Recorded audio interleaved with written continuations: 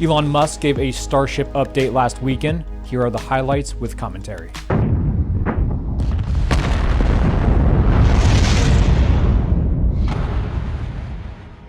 First up, let's briefly talk about the solar eclipse that occurred on Monday. One of SpaceX's Starlink satellites captured the moon's silhouette traversing the globe. And I myself got to see it in its totality from the backyard here in Ohio. Wasn't expecting much, but admittedly, I was blown away by the experience. Look at that corona. The phone just doesn't do it justice, man. Wow, that is awesome.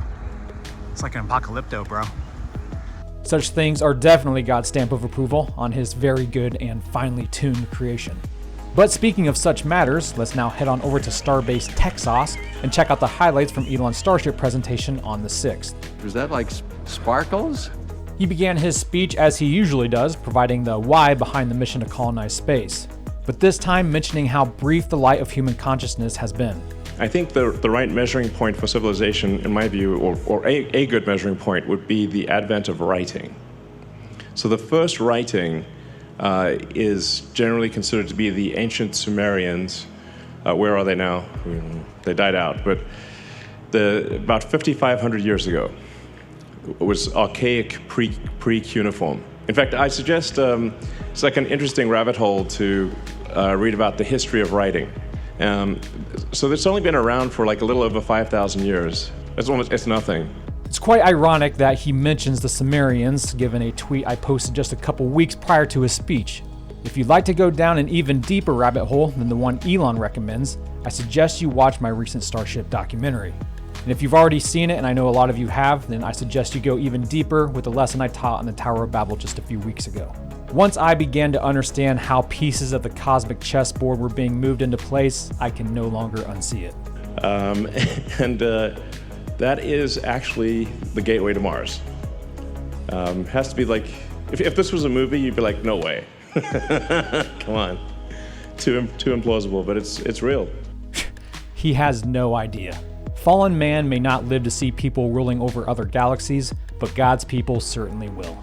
But onward we go with the presentation. Elon making comparisons among the 3 Starship test flights and giving a peek at what to expect with flights 4 and 5. You can see our thruster weight improved significantly.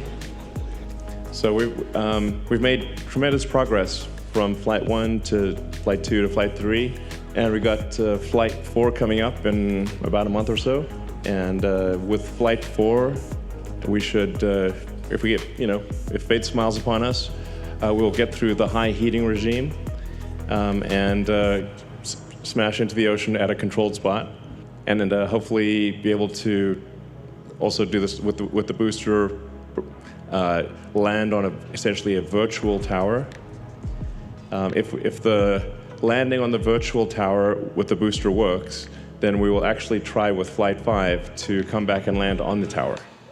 And his odds for a successful booster catch attempt with the tower later this year. I don't want to tempt fate, knock on wood, but I think the odds of actually catching the booster with the tower, probably like 80-90% this year. So the ship, I think we will want to have at least 2 consecutive successes of a given design that land at a specific point in the ocean or smash into a specific point of the ocean before we try to bring it back to the launch site.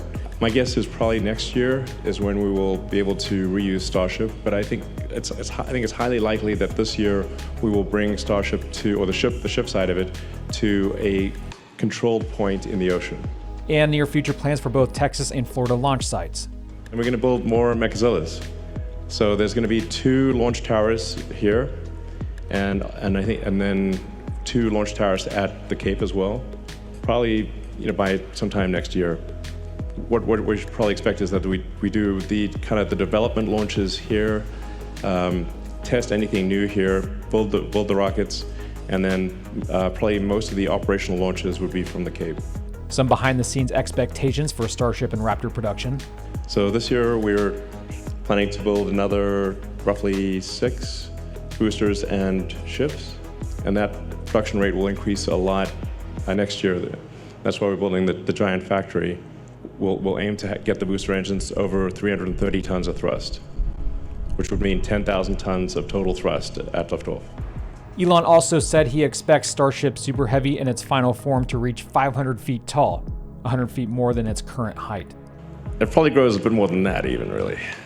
And what still needs to happen to create a stable Martian colony. These are all the things that would have to be developed. Sometimes people ask me, are we developing these things? I'm like, not yet, because this is the cart and we need the horse first. So the rocket is the horse and then this is the cart. Also, sea platforms are still planned. And then long term, we'll probably have some offshore launch sites. He also showed off some new official renders of Moon and Mars bases. Since our last episode, the company has once again lit up Super Heavy's engines in preparation for Flight 4, currently targeting May. And that's it for today. Shout out to my supporters. They are the reason I'm still making these episodes. But I do thank everyone for stopping by. Until next time, Godspeed.